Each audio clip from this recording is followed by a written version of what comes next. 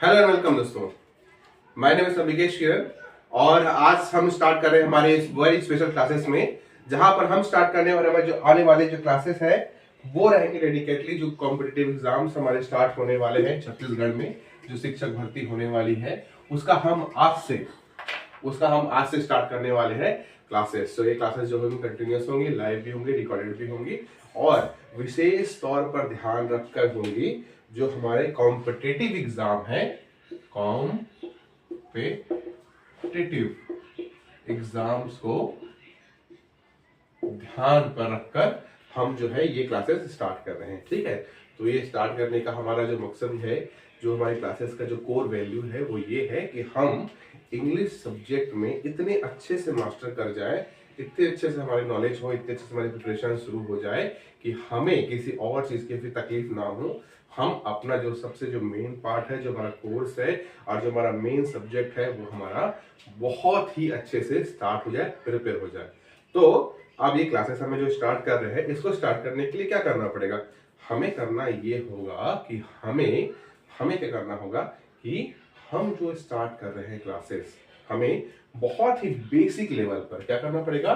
बहुत ही basic basic level से, बिल्कुल बिगिनर लेवल से स्टार्ट करके कहाँ आना होगा? हमको आना होगा बहुत ही एडवांस लेवल पे, जिसको बोलते हैं प्रो लेवल पे।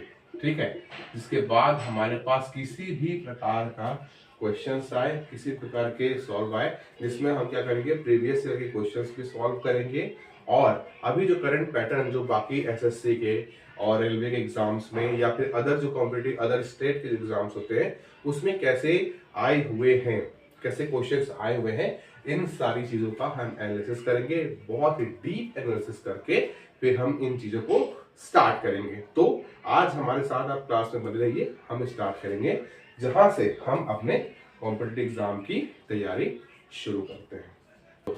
होता क्या है, किसी भी जैसे जो हमारा अभी प्राइमरी फोकस है वो जो हमारा शिक्षक भर्ती होने वाला है, ठीक है, जो शिक्षक भर्ती होने वाला है, जो टीचर्स का जो सीजी गवर्नमेंट ने, ठीक है, गवर्नमेंट ऑफ छत्तीसगढ़ ने जो 5000 शिक्षक भर्ती का नोटिफिकेशन जारी किया है, तो हमारा अभी फिलहाल जो अभी क्लास का ये मेन फोकस है वो इस एग्जाम के रिलेटेड है कि जो भी इंग्लिश सब्जेक्ट में पर्टिकुलरली एग्जाम की प्रिपरेशन कर रहे हैं और टीचर बनना चाहते हैं उनके लिए डेडिकेटेड कंप्लीट क्लास रहेगा। इसमें हम बहुत ही बेसिक लेवल से उसके बाद एडवांस लेवल तक हम ये अपना जर्नी स्टार्ट करेंगे और हम अर्ली स्टार्ट करेंगे। आज का हम स्टार्ट करेंगे तो हम एक बहुत ही फेमस कोट से करेंगे कि where there is a will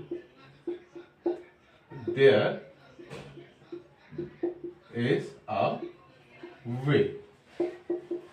ठीक है, इसका मतलब ये होता है कि जहां चाह होती है वहां राह होती है। अगर आपने स्टार्ट कर लिया, आपने सोच लिया है कि हम जो है आने वाले कॉम्पिटिटिव एग्जाम की तैयारी करेंगे, बहुत डट कर करेंगे, तो कांग्रेचुलेशंस, आपने पहला स्टेप आपने अपना स्टार्ट कर दिया है कि लर्निंग द प्रोसेस। आपने अपना लक्ष्य निर्धारित कर लिया है जिसपे आप अब हम चलेंगे। हमारा जो क्लास रहेगा हम ये मानकर चलेंगे कि हमें बेसिक लेवल पे हमें कुछ नहीं आता, मैं भी ये मानकर चलूंगा और आप भी ये मानकर चलेंगे कि हम बहुत ही जीरो से स्टार्ट करके फिर आगे अपने गोल को वो क्या पूछते हैं।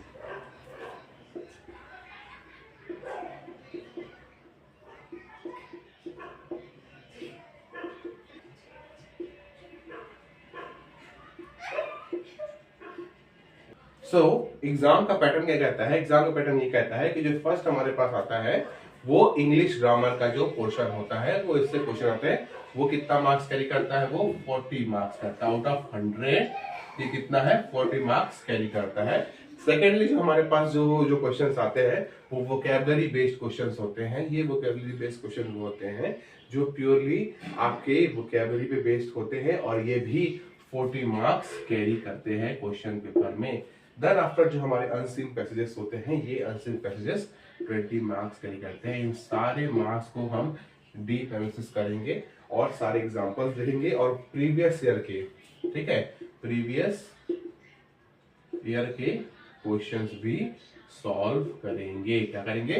प्रीवियस ईयर के क्वेश्चन भी सॉल्व करेंगे, साथ साथ इन कंपेरेटिवली हम एक एक 1 वीक के हम उसमें अंतराल में हमें सारे क्वेश्चंस को अटेम्प्ट करेंगे, सॉल्व करेंगे और देखते चलेंगे किस तरह की क्वेश्चंस हमारे पास आए हुए हैं प्रीवियस में, और उसको हम चलते चलेंगे, साथ में सॉल्व करते रहेंगे। तो अब हमारा जो सिस्टमेटिक तरीके से हमारा जो स्ट्रेटेजी रहेगा, वो स्ट्रेटेजी ये है कि हम सबसे पहले टारगेट करेंगे इंग्लिश ग्रामर को, देन आफ्टर हम जाएंगे वोकैबुलरी पे, देन हम बीच बीच में जो अनसीन पैसेजेस आए हुए हैं उनको हम फॉर एग्जांपल लेकर उन्हें लाइव क्लास में हम सेट करते चलेंगे, देन आफ्टर हमारा एक बहुत अच्छा प्रिपरेशन हो जाएगा। तो अब हमारी क्लास जो स्टार्ट होगी वो होती है इंग्लिश ग्रामर से स्टार्ट होती है, और इसी का हम फर्स्ट लेक्चर आज से स्टार्ट करने जा रहे हैं। ठीक है दोस्तों? ठीक है दोस्तों, तो आज हमारा जो लेसन 1 है, पहला वो है इंग्लिश ग्रामर में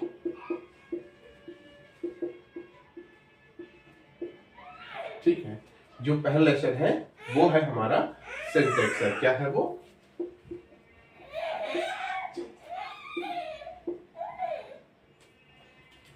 तो हमारा जो लेक्चर 1 है, जो क्लास 1 है, वो हमारा क्या है? सिंटैक्स है। सिंटैक्स को और हम किस नाम से जानते हैं? हम इस नाम जानते हैं कि इसे हम subject plus verb agreement,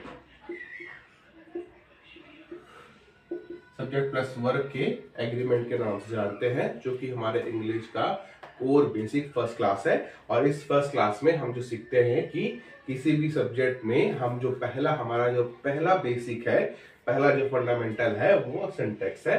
syntax में हम क्या करते हैं कि हम ये जानते हैं कि इसमें इसे सब्जेक्ट प्लस वर्ब का एग्रीमेंट कहा जाता है। अब हम समझते हैं कि ये सब्जेक्ट और प्लस का वर्ब का एग्रीमेंट होता क्या है। ठीक है?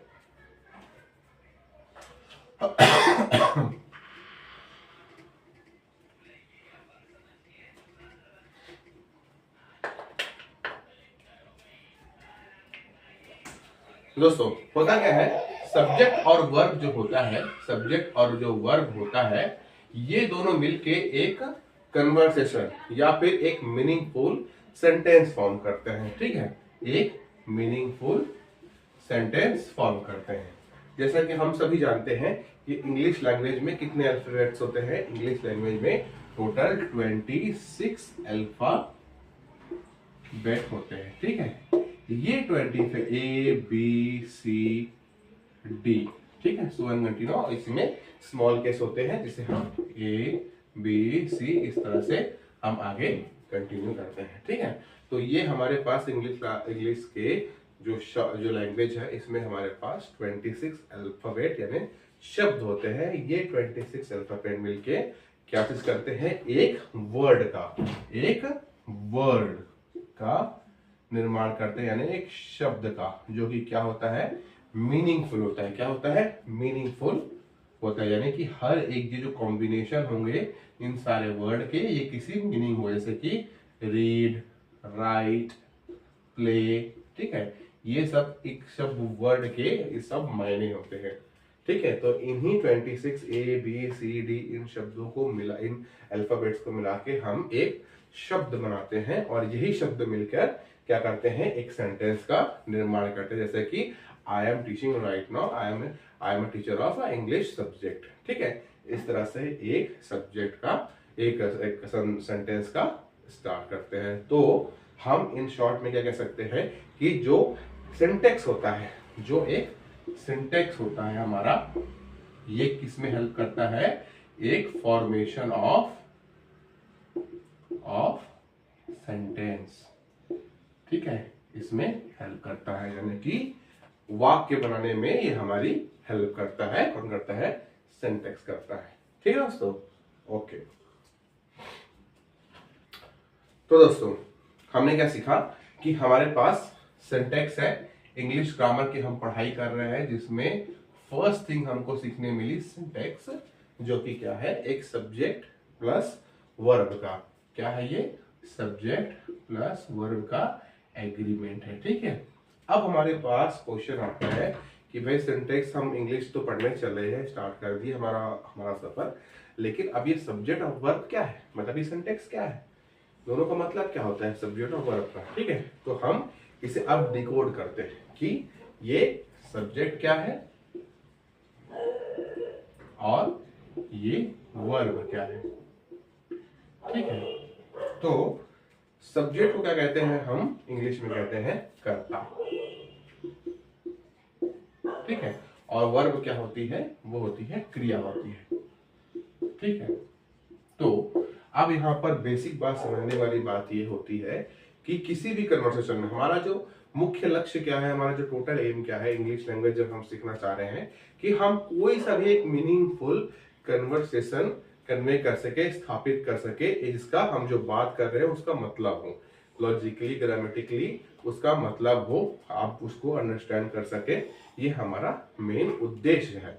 तो इस उद्देश्य में हम क्या कर रहे हैं कि हम यहां तक पहुंचे इस सफर में कि हम इंग्लिश ग्रामर की पढ़ाई स्टार्ट किए। और इंग्लिश ग्रामर की पढ़ाई करने पर हमको ये समझ में आया कि जब हम इंग्लिश ग्रामर पढ़ने निकले थे तो हमें हमारा पाला किस चीज से पढ़ा, हमारा पाला सिंटेक्स से पढ़ा कि भाई सिंटेक्स नाम की कोई चीज होती है जिसे आपको जानना बहुत जरूरी है इंग्लिश सेंटेंस में। तो सब सिंटेक्स पे गए तो हमें पता चला कि ये क्या है, ये एक सब्जेक्ट प्लस वर्ब का एग्रीमेंट है, ठीक है। अब इसे ही हम डिकेट कर रहे थे भाई ये किस बला का नाम है कि सब्जेक्ट और वर्ब होता क्या है एक्चुअल में, ठीक है। तो ये क्या होता है सब्जेक्ट।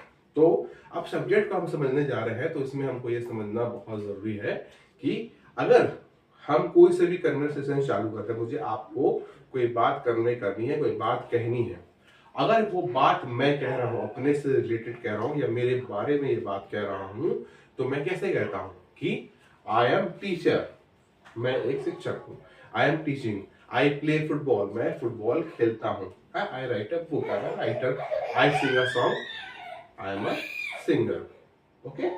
सो हम इस तरह से अपने कन्वर्सेशन को स्टैब्लिश करते हैं, ठीक है।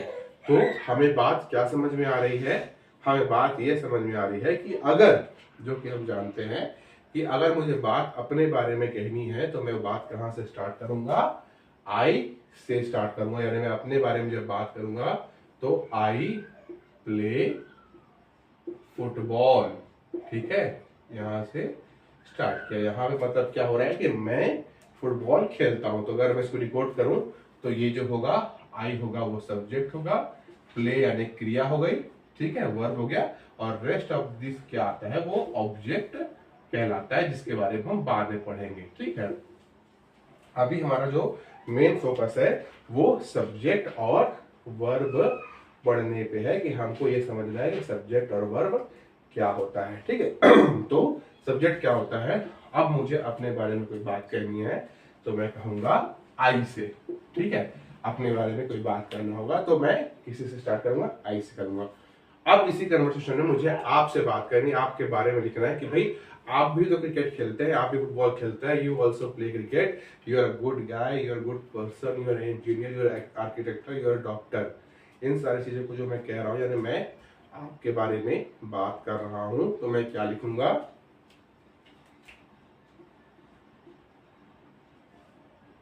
यू, ठीक है।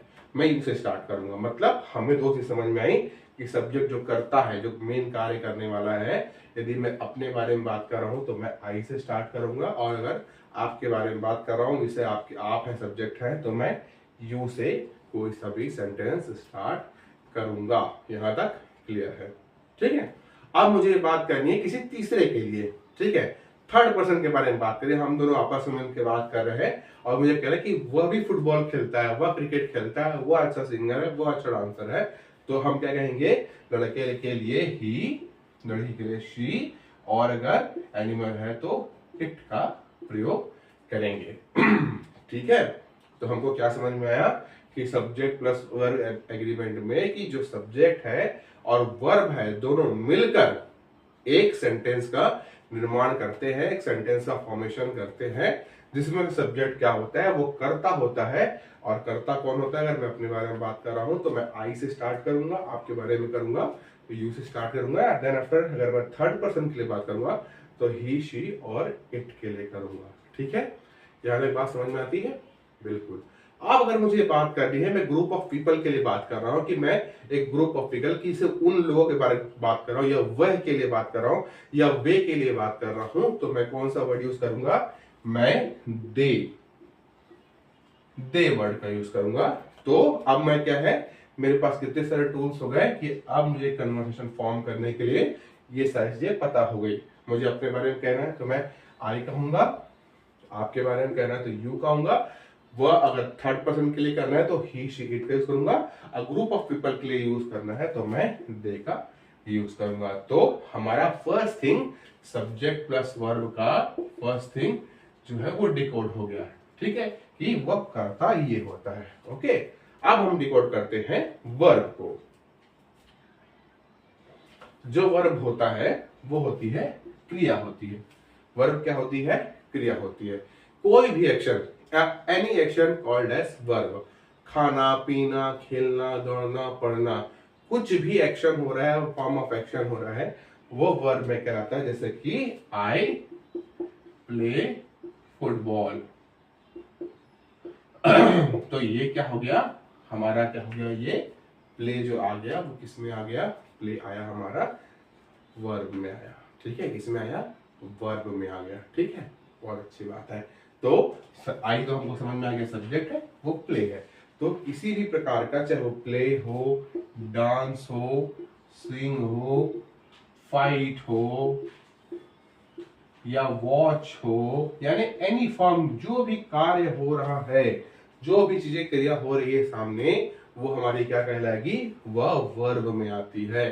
तो हमारा मिशन क्या था? हमारा मिशन ये था कि हमें कन्वर्सेशन फॉर्म करना था, जिसपे हम इंग्लिश ग्रामर पे गए। इंग्लिश ग्रामर पे आने के बाद हमको क्या समझ में आया कि बाबू आपको अगर सीखना है इंग्लिश, तो आपको सबसे पहले जो आपकी स्टार्ट होगी वो सिंटेक्स से होगी। और सिंटेक्स क्या होता है? सिंटेक्स होता है सब्जेक्ट प्लस वर्ब का एग्रीमेंट होता है, जिसमें हमको दो चीजें बदली, सब्जेक्ट और वर्ब। और सब्जेक्ट क्या होता है? जब मैं अपने बारे में बात करूंगा तो आई है, आपके बारे में यू है, अगर थर्ड पर्सन है तो ही शी इट का यूज करूंगा, और अगर मैं किसी अलग व्यक्ति के बारे में बात कर रहा हूं तो मैं दे की बात करूंगा। और ठीक है, ये हमारा सब्जेक्ट का पार्ट होगा। और अगर मैं इसी चीज के लिए अगर मैं वर्ब पे जाऊंगा तो वर्ब में मुझे क्या सीखने मिला कि any form of action as called as verb. कोई सा भी एक्शन हो रहा है किसी भी सेंटेंस में, कोई सी भी क्रिया हो रही है, वर्ब होगी, चाहे वो खेलना और कूदना, दौड़ना, लड़ना, कुछ भी हो सकता है। तो अब हमें दो चीजें समझ में आ गई कि भाई हमको सेंटेंस बनाना है तो हमारे पास कम से कम दो चीजों का नॉलेज है कि जो स्टार्ट होगा वो होगा सब्जेक्ट से स्टार्ट होगा, और नेक्स्ट चीज जो आएगी वो वर्ब होगा। तो हमें पहचानने के लिए आसानी होगी किसी भी सेंटेंस में, इंग्लिश के वाक्य में ये चीज समझ में आएगा कि फर्स्ट थिंग सब्जेक्ट है और सेकेंड चीज वर्ब होती है। इसके बाद ही जो रेस्ट ऑफ चीज होती है वो ऑब्जेक्ट होती है। इसके बारे में और डेप्थ में पढ़ेंगे, लेकिन चूंकि हमारा फर्स्ट क्लास है, बहुत ही बेसिक क्लास है, हम बहुत ही बेसिकली इसको कवर कर रहे हैं, तो हम इस चीज को यहाँ तक करेंगे, हमारा क्लास यहाँ से करेंगे। और आप लोगों से मैं एक रिक्वेस्ट करूंगा कि आप सभी के लिए 10 वर्ड्स, ठीक है, आप क्या करेंगे, आपका सिर्फ एक और एक होमवर्क है कि आप गूगल पे जाकर, किसी भी जाकर डिक्शनरी पे जाके 10 वर्ड्स आप रोज सीखेंगे अपनी वोकैबुलरी बूस्ट करने के लिए। रोज 10 नए शब्द आप सीखिए। ये आपका होमवर्क है, आप कमेंट पे डालिए, मुझे मैसेज कीजिए, पर्सनल मेल करिए, लेकिन ये आपका ओनली होमवर्क है कि आपको 10 नए वर्ड रोज सीखने हैं। आप रोज 10 सीखेंगे तो दिन के महीने के 300 वर्ड सीखेंगे, और जितने पास आपके शब्दकोश में जितने सारे वर्ड्स होंगे, आपको इंग्लिश समझने, लिखने, पढ़ने और क्वेश्चन सॉल्व करने में उतनी ही आसानी होगी। तो वन एंड ओनली जो आपका टास्क रहेगा, आपको 10 नए वर्ड्स सीखने ही हैं। ये हमारा पहला क्लास है। इसके बाद हम जाएंगे, क्वेश्चन भी सॉल्व करेंगे, प्रैक्टिस सेट भी लगाएंगे, प्रीवियस ईयर क्वेश्चंस भी रखेंगे, और बहुत ही बेसिक से हम अपना इंग्लिश का अपना क्लासेस स्टार्ट कर रहे हैं और आगे चलेंगे। जो हमारा एम है कॉम्पिटिटिव एग्जाम क्रैक करना है, हम उसको कंप्लीट करेंगे। तब के लिए थैंक यू, और नेक्स्ट क्लास के लिए बने रहिए। Thank you.